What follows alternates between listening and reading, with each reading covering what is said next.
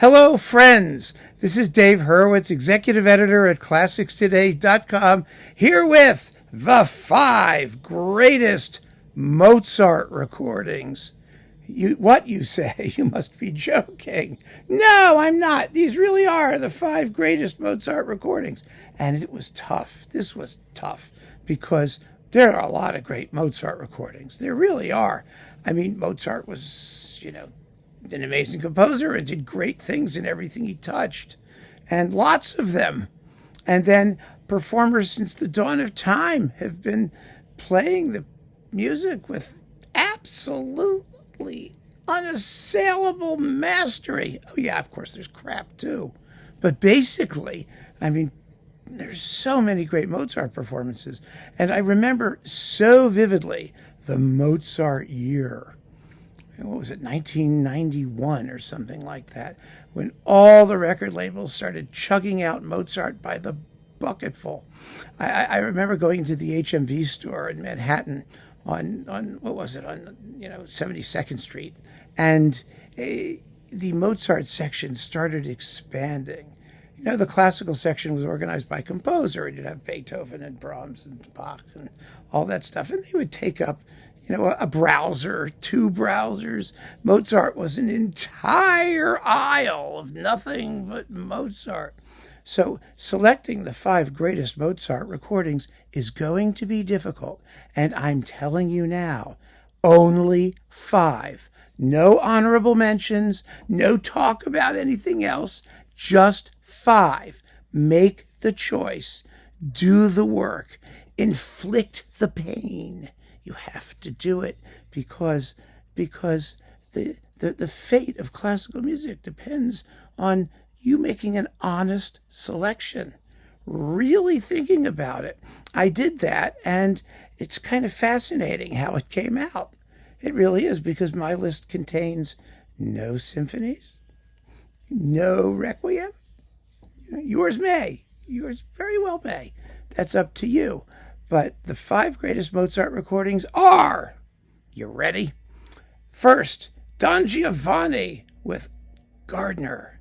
Oh, it's such a fabulous performance. It's exciting. It's dramatic. The period instruments sound fantastic. The trombones in the final scene with the commendatore really snarl. It's absolutely marvelous. Absolutely thrilling, actually. Gardner's Mozart operas were one of the best things he ever did. And this Don Giovanni is just a scorcher. It's fantastic. So that definitely had to be on the list. Then, the Divertimento in E-flat major for string trio. This is just the most amazing piece of music anybody ever wrote. It's something only Mozart could have done, because it's like 50 minutes long, and it's only 3 strings, and there's never, ever a suggestion that it's not the richest, most fulsome piece of music that anybody ever wrote. It's a lot like, in terms of its impact, the Bach chaconne for solo violin, where you never get a sense that the forces are too small for the hugeness of the music.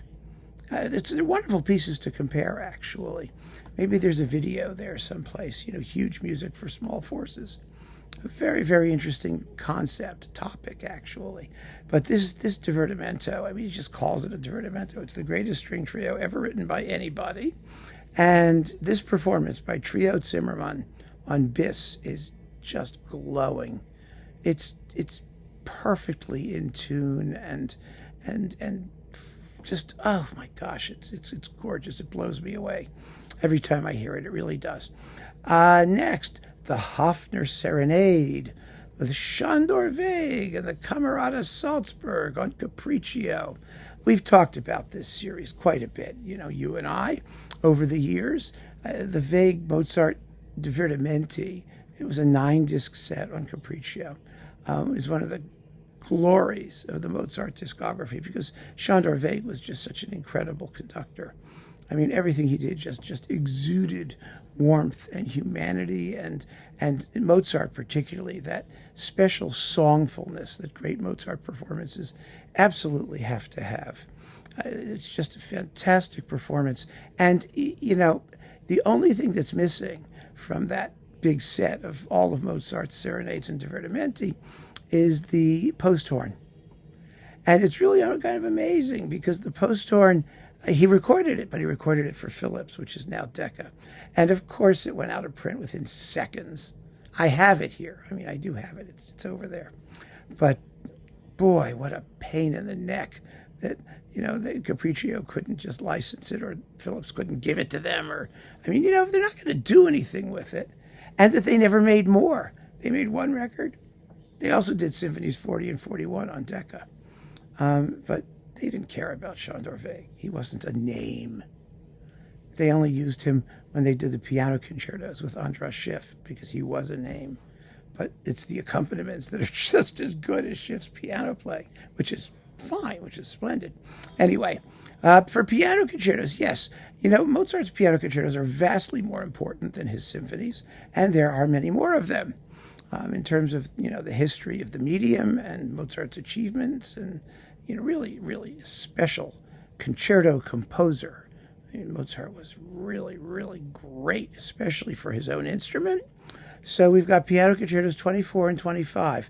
Not the most popular, especially 25. 24 cedes its popularity to number 20, the more demonic of the two. But they're such glorious works, and no one plays them better than Ivan Moravec with Neville Marriner on Hänssler. He did 4 piano concertos with Neville Marriner on Hänssler, and they are amazing. They really are just incredibly, fabulously wonderful. And 24 and 25 strike me as special because being, the rarer concertos, or rarer of their usual disc mates, the achievement is all the greater because the music making is absolutely sublime, incredible, fabulously awesome. And last but not least, the Gran Partita, because nobody wrote for wind instruments with the beauty of tone, and Reich did actually, but Mozart had such a gift for wind ensemble writing, for creating timbral variety and color, and of course that intensely vocal lyricism that just makes the instruments sound like characters in one of Mozart's operas. And the most glorious of all of his works for wind ensemble is the Gran Partita, another divertimento. It's really fascinating. It's 50 some odd minutes long. Mozart wrote large. He really did. And the recording in question here is Charles Mackerras conducting the Orchestra of St. Luke's on Telarc.